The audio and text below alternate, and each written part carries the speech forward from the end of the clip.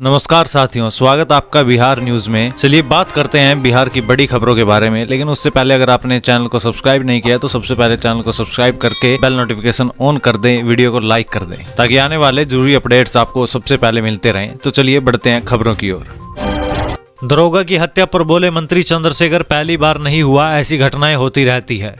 बिहार के जमुई जिले में बालू माफिया द्वारा दरोगा की हत्या किए जाने पर नीतीश सरकार के में मंत्री चंद्रशेखर ने अजीबोगरीब बयान दिया। उन्होंने कहा कि ऐसा पहली बार नहीं हुआ है, ऐसी घटनाएं होती रहती है, अपराधी अपराध करते हैं, उन्हें सजा मिलती है। चंद्रशेखर ने कहा कि बीजेपी शासित राज्यों में पुलिस पर हमले नहीं होते क्या? बता दें कि जमुई में मंगलवार सुबह चेकिंग के लिए गई पुलिस टीम पर बालू माफिया ने हमला कर दिया था। दरोगा प्रभात रंजन पर ट्रैक्टर चढ़ाकर उसे मार दिया गया। नीतीश सरकार में आरजेडी कोटे से शिक्षा मंत्री चंद्रशेखर से जब इस बारे में सवाल पूछा गया तो उन्होंने इस पर राजनीति करने से इनकार कर दिया। मंत्री ने कह दिया कि ये कोई पहली घटना नहीं है, ऐसा होता रहता है, अपराधी होते हैं, वे अपराध भी करते हैं, उन्हें पकड़कर सजा भी दी जाती है। राम और कृष्ण के वंशज मिलकर भाजपा की सरकार बनाएंगे, यदुवंशी सम्मेलन में बोले सम्राट चौधरी। बिहार बीजेपी अध्यक्ष सम्राट चौधरी ने कहा कि 21,000 से अधिक यादवों ने एक साथ भाजपा का दामन थामा है, सभी का पार्टी में स्वागत है, आपके आने से पार्टी और मजबूत हुई है। रामकृष्ण के वंशज मिलकर बिहार से कंस व रावण रूपी सरकार का खात्मा करेंगे। मंगलवार को राजधानी पटना के बापू सभागार में आयोजित यदुवंशी मिलन समारोह में सम्राट चौधरी ने कहा कि बिहार में यादवों की आबादी 14% से अधिक है, लेकिन यहाँ दूध के बदले शराब की नदियां बह रही है, इसके लिए बिहार सरकार जिम्मेवार है। बिहार में यादवों के साथ अगर भाजपा को मिला लिया जाए तो इस बार सभी 40 सीटों पर हमारा कब्जा होगा। उन्होंने कहा कि बिहार में अगर भाजपा की सरकार बनी तो अपराधी या तो नेपाल में होंगे या गया में उनका पिंडदान होगा। मौजूदा सरकार एयरपोर्ट एवं सड़क के लिए जमीन नहीं दे पा रही है, इस शासन का खात्मा जरूरी है। नीतीश के खिलाफ छठ के बाद दिल्ली के राजघाट पर धरना, कानूनी कार्रवाई भी करेंगे, जीतन राम मांझी का ऐलान।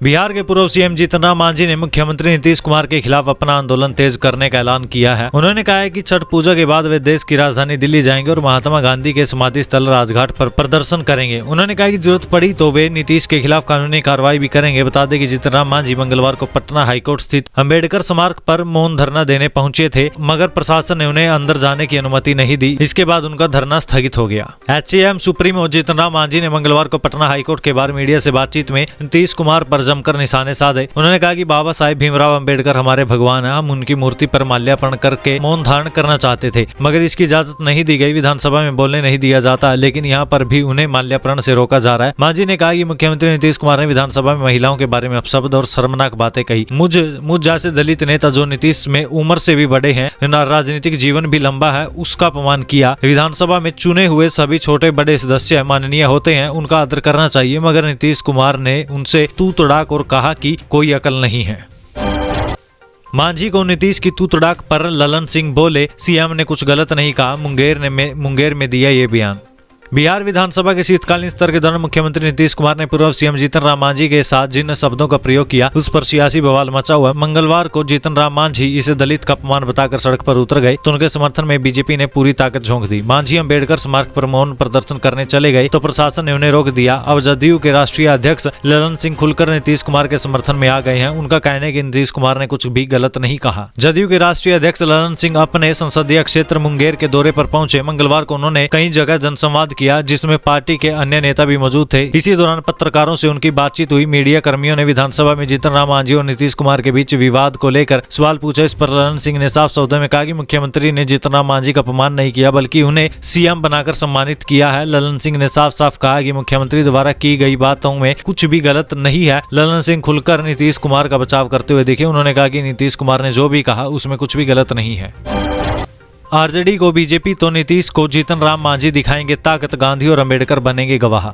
बिहार की राजधानी पटना सियासी हलचलों से गर्मा गर्म रही। एक तरफ बीजेपी ने गोवर्धन पूजा के बहाने शक्ति प्रदर्शन करके आरजेडी के लालू यादव को चैलेंज देने की तैयारी की है, तो दूसरी ओर पूर्व सीएम जीतन राम मांझी नीतीश कुमार को टेंशन देने को जुगाड़ लगा रहे हैं। दोनों राजनीतिक आयोजन दो बड़े महापुरुषों के नाम पर बने स्थलों पर आयोजित किए जा रहे हैं। बीजेपी बापू सभागार में गोवर्धन महोत्सव मना रही है। केंद्रीय गृह राज्य मंत्री नित्यानंद राय की अगुवाई में पटना में यदुवंशियों अर्थात यादवों का महाजुटान किया जा रहा है। दावा है कि 21,000 से ज्यादा यादव समाज के सदस्य बीजेपी की सदस्यता लेंगे। बिहार भाजपा के वरिष्ठ नेता व विधान पार्षद प्रोफेसर नवल किशोर यादव ने दावा किया कि गोवर्धन पूजा के दिन मंगलवार को 21,000 यदुवंशी भाजपा की सदस्यता ग्रहण कर चुके हैं। बापू सभागार में आयोजित यदुवंशियों के इस मिलन समारोह में भाजपा के कई नेता उपस्थित रहे। पूर्व मंत्री रामसूरत राय, रामकृपाल यादव, नंद किशोर यादव समेत कई बड़े चेहरे इस योजना को सफल बनाने में जी जान से जुटे हैं। दूसरी ओर पूर्व मुख्यमंत्री जीतन राम मांझी बाबा साहेब भीमराव अंबेडकर स्मारक पर नीतीश कुमार के खिलाफ आंदोलन का विधिवत आगाज करने पहुंचे थे। हिंदुस्तानी आवाज मोर्चा के संस्थापक संरक्षक मांझी पटना हाईकोर्ट के पास स्थित अंबेडकर प्रतिमा के तले विधानसभा में नीतीश कुमार के बयान के विरोध में मौन प्रदर्शन करने पहुंचे थे। मांझी के साथ बड़ी संख्या में उनके समर्थक और अन्य संगठनों से जुड़े कार्यकर्ता मौजूद रहे। सोमवार को जीतन राम मांझी ने इसकी जानकारी ट्विटर हैंडल पर भी दी थी।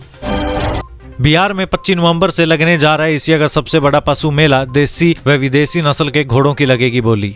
हरियाणा क्षेत्र के सोनपुर में लगने वाले एशिया के सबसे बड़े पशु मेले की तैयारी तेज हो गई है। इस वर्ष मेले का उद्घाटन 25 नवंबर को होगा। वहीं कार्तिक पूर्णिमा स्नान 27 नवंबर को है। इस पशु मेले में बड़े पैमाने पर जानवरों की खरीद बिक्री की जाती है। सोनपुर मेले को लेकर प्रशासनिक स्तर पर तैयारी भी तेज की जा रही है। इस बार मेला 25 नवंबर से 26 दिसंबर तक 32 दिनों तक चलेगा। हालांकि सरकारी स्तर पर मेला समाप्त होने के बाद भी कई महीनों तक चलता रहता है। मेले की तैयारी के लिए सारण के जिलाधिकारी के स्तर पर विभिन्न कोषांगों का गठन किया गया है। इनमें सांस्कृतिक कार्यक्रम, खेलकूद, स्वच्छता, शुद्ध पेयजल और बिजली आपूर्ति के लिए कोष का गठन किया गया है। मेले को लेकर अलग अलग अधिकारियों को अलग अलग जिम्मेदारियां भी दी गई है। इसकी मॉनिटरिंग डीएम स्तर से भी की जा रही है।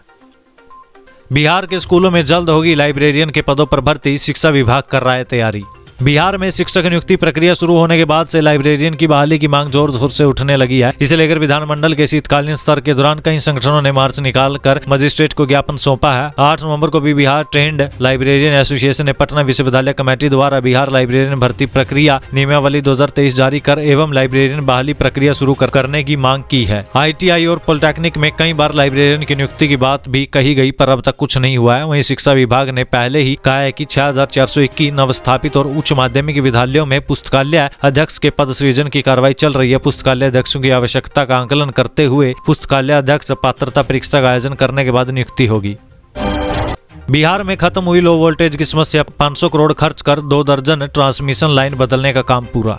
बिजली आपूर्ति में सुधार और उसकी गुणवत्ता बढ़ाए जाने को लेकर बिजली कंपनी ने राज्य के करीब 1.5 दर्जन जिलों को जोड़ने वाले ट्रांसमिशन लाइनों को बदल दिया है। पहले चरण में ऐसे करीब 2 दर्जन ट्रांसमिशन लाइन बदले गए, जिस पर लगभग 500 करोड़ रुपए की राशि खर्च की गई। इससे संबंधित जिलों में बिजली आपूर्ति की गुणवत्ता सुधरेगी, लो वोल्टेज की समस्या भी दूर होगी। दूसरे चरण में कंपनी ने कई अन्य जिलों के पुराने ट्रांसमिशन लाइनों को बदले जाने, जबकि कई नए रूटों पर ट्रांसमिशन लाइन बिछाए जाने की भी योजना बनाई है।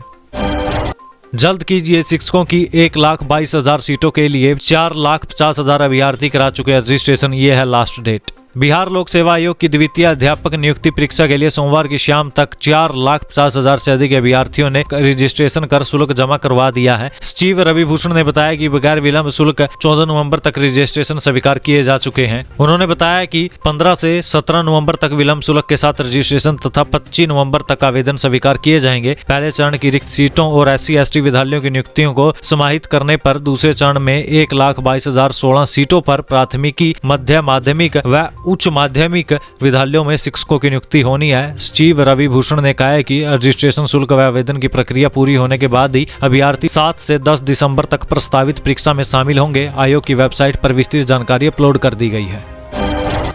30 यात्रियों से भरी चलती बस में लगी आग। सासाराम में लोगों ने कूदकर बचाई जान। जलती बस को सर्विस सेंटर तक ले गया ड्राइवर।